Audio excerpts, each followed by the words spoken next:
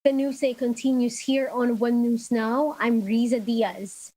Davao City Mayor Sara Duterte's hugpong ng pagbabago political party will support the presidential run of former Senator Bongbong Marcos Jr. In a report from Cebu-based The Freeman, the presidential daughter admitted that she was in talks with Marcos about how the Davao region can help his presidential bid. Duterte, however, denied that they were discussing a possible tandem. The Davao City mayor also said she still has no plans to run for president, despite her supporters urging her to change her mind. Recall that Duterte and Marcos, both children of strongman Philippine presidents, separately went to Cebu last week. Meanwhile, Vice President Leni Robredo says the Justice Department's initial report on drug war deaths only confirms the administration's lapses. In our weekly radio show, Robredo explained that the public had known this all along. Despite only reviewing 52 cases out of the thousands of drug war victims, Robredo said the findings suggest that justice must be served to all casualties of the drug war. Kasi ito naman Eli, sana man lang mabigyan ng katarungan. Sana mabigyan ng katarungan yung mga namatay. Mahalaga sa mga naiwan nila. Mahalaga sa mga naiwan nila na maayos yung datos tungkol sa sino ang pumatay, bakit pinatay, ano talaga yung tunay na circumstances ng pagkamatay, at kung may mali na ginawa, kung biktima talaga sila ng extrajudicial killings, na mapalagot.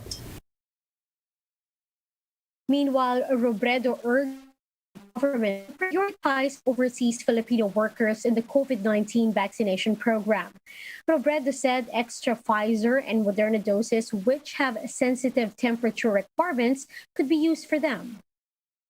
Naubos na yung seniors, saka naubos na yung mga health workers, sana yung mga OFW yung mga OFW, halimbawa yung mga seafarers natin, ang dami naghihintay mabakunahan. Ito yung tamang bakuna para sa kanila. Kasi alam mo naman Eli, may ibang mga bansa na may mga brands lang ng bakuna na nire-recognize, di ba? Authorities are now eyeing to impose more restrictions in the Manila Bay Dolomite Beach. This comes as thousands of visitors continue to flock the area. Let's now check the latest situation with Camille Samonte. She's reporting to us live from Manila. Camille, good afternoon. Can you tell us the latest?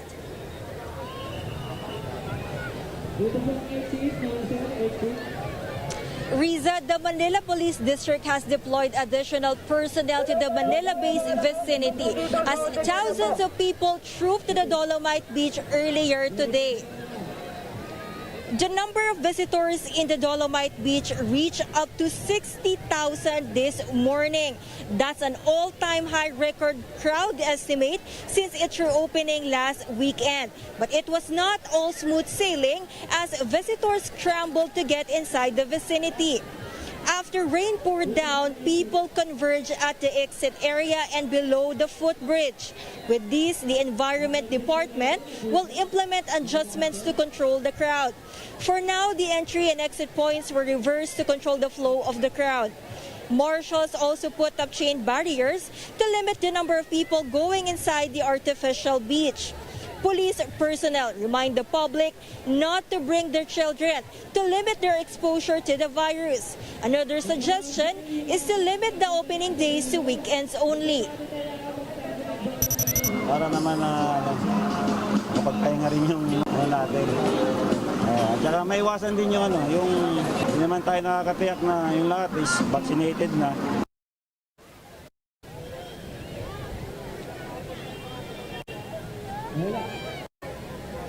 Riza, DNR Deputy Director Jacob Mimban confirms that there will be a temporary closure of the Dolomite Beach on Friday.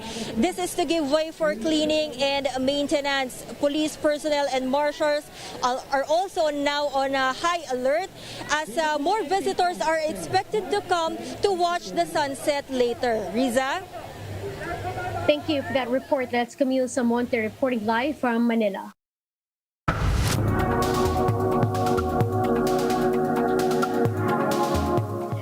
YouTube YouTube CEO Susan Wojcicki talks about the company's push to get more diverse creators on the platform. Let's watch this video from Bloomberg. What do you see as the future of the creator economy? I see a lot of possibility with the creator economy, and because I see that many people have a lot of interest and they have a lot to offer, and beforehand they wouldn't have been able to have shared that with the world. And so there's so many people, depending upon what their talent or their interest is, whether it's a sport or cooking or gaming or hairstyles, that people have come out and really been able to share that and create a lot of jobs. So we actually see we actually saw a 35% increase in the number of creators that are generating six-figure income out of YouTube and in the last year. And so that's just an example of like how the creator economy is continuing to grow. Well, and for years, YouTube was the only company that actually paid creators. But now a lot of companies are paying creators. You know, Facebook and Instagram, Snap, TikTok. How do you see that competition playing out? Who wins? Well, it is a competitive landscape, and in general, competition's good. It makes everyone work harder, and that's good. We look at creators and we say they're going to come to us if we do the best job. And creators come to us looking basically for fame and fortune. Like, how can I have a skill or I have a talent, something I want to share with the world, and YouTube can help that be known, can help them provide that fame, but also we can generate revenue for them. And so as long as we're doing a good job of that, creators are going to come to us. If we start to fail, then they're going to leave us and they're going to go to another platform. And so we just need to work really hard to make sure that we deliver that for our creators. A year ago, during the Black Lives Matter protest, YouTube made big commitments to Black creators in particular. What's been the progress there? And how do you see YouTube, the potential for YouTube to be used as a tool for social justice? Well, so we made an announcement that we were going to do a $100 million Black Voices Fund. And so we're continuing to develop content there. But one of the other things, and I think there's been a lot of great content that's come out, and we'll certainly see more. But, because YouTube doesn't have any gatekeepers, like you can just post and become a creator, we have seen a lot of people of different backgrounds and underrepresented backgrounds become creators and have audiences. We never really measured it beforehand because we didn't have a way. And so one of the things that we've done is we've enabled creators to now tell us what backgrounds they affiliate with, so we can have a better understanding of how they're doing on our platform. Let's talk about YouTube Shorts. It seems to be a top priority. Yeah. We all know that TikTok is on the rise. Yeah. How important are YouTube Shorts to the platform, to the company? So YouTube Shorts is very important. We see that creators and users want to watch all types of content, long form, short form. It turns out that the first video that was actually ever uploaded to YouTube, me at the zoo, was an 18-second video. So it was a short form video. And we have lots of short form videos, and we've had it way before TikTok did. But what we have really been leaning into more is just enabling those to be found. And in a lot of the creation tools. And so bringing a lot more mobile creation is really important for us going forward. Did you notice that viewing time was being lost to TikTok? Did you see that trend? And do you see TikTok as a sort of existential threat? We definitely see many competitors in this space. What we're just focused on are our own metrics, do we see our users engaging? Where's our opportunity? And we're always looking around and seeing what our competitors are doing. And if they're doing something that we think would be good for our users and our creators, we're also going to look at how we can improve our own economy, creator economy, and what's good for our users. Let's now take a quick look at today's other top stories. The government aims to inoculate 70% of the target population before the end of the year.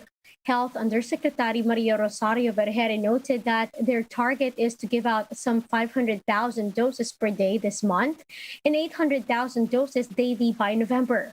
For December, the goal is to administer 600,000 doses to cover 70% of the target population. A low-pressure area off Palawan embedded along the Intertropical Convergence Zone, or ITZ, will bring scattered rains to some parts of Luzon and Visayas. At 10 o'clock in the morning today, the LPA was estimated at 205 kilometers west-northwest of Puerto Princesa Street. Pagasa said moderate to heavy rains can be expected before the weather disturbance exits the country's area of responsibility by tonight or tomorrow morning. And in the PBA, the TNT Tropang Giga will push for a commanding 3-0 lead against the Magnolia Hotshots in the PBA Philippine Cup Finals. For Magnolia, they are now on a must-win as only San Miguel in the 2016 Philippine Cup has ever come back from a 0-3 deficit. The Tropang Giga, meanwhile, look to inch closer to breaking their 6-year title drought as they face the Hotshots at 4:35 p.m. Now, for more updates, visit News 5, the Philippine Star, and Business World Online. Visit our website, onenews.ph, for more in-depth analysis. You can also catch One News on Signal Play app. Register for a free account now, www.signalplay.com, and stream One News live anytime, anywhere. I'm Riza Diaz. Mask on, wash hands, and stay safe, Philippines. We are One News.